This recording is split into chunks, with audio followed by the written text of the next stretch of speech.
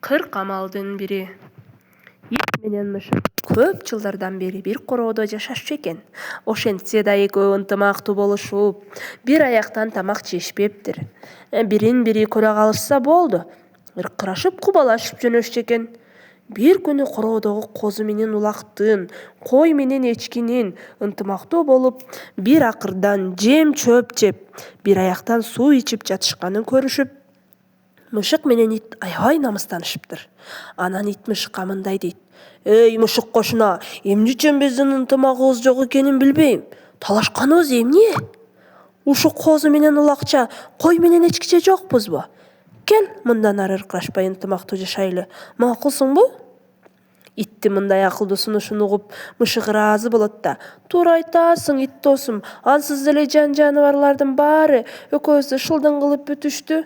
Анын үстүнө кошуна туруп ынтымактуу болбогондорду Кудай деле кечирбейт го. Мяу!» деп ынтымак убадага кол берет. Ошол күндөн баштап экөө ынак дос болушат. Ит мышыктан көп өнөрдү.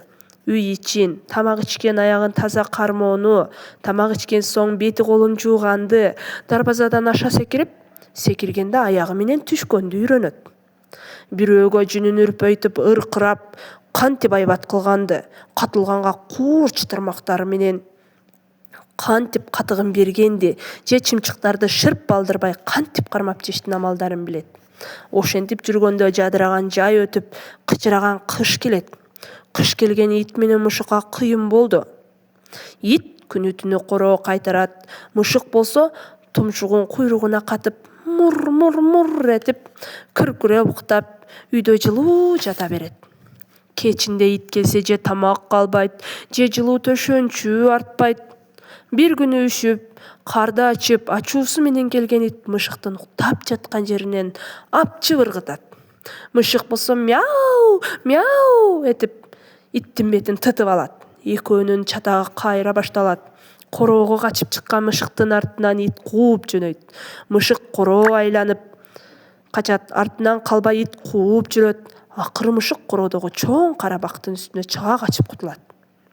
Ит анын артынан бакка чыга албай кала берет. Ошондо ит: «Эй, мышык дос, экөөбүз ынтымактуу жүргөн кезибизде мага далай өнөрүңдү үйрөттүң эле. Эмне үчүн бактын үстүнө чыга качуу өнөрүңдү үйрөтпөдүң эле, я? Воф, дейт ызалуу. Анда мышык итке мындай дейт: «Акыры бир күнү экөөбүздүн ортобузда уруш чыгаарын, ошондо сен менин жанымды койбой кууп жетип жеп коеруңду ойлогон жок дейсиңби, я? Мяу, мяу. Ошон үчүн сага бул өнөрүмдү үйрөтпөй сактаган болчумун», дейт мышык. А ит болсо: «Билдим, досум. Мышыктан 40 амалы бар дечиле. Көрсө бул сенин 40 амалыңдын бири турбайбы?» дейт.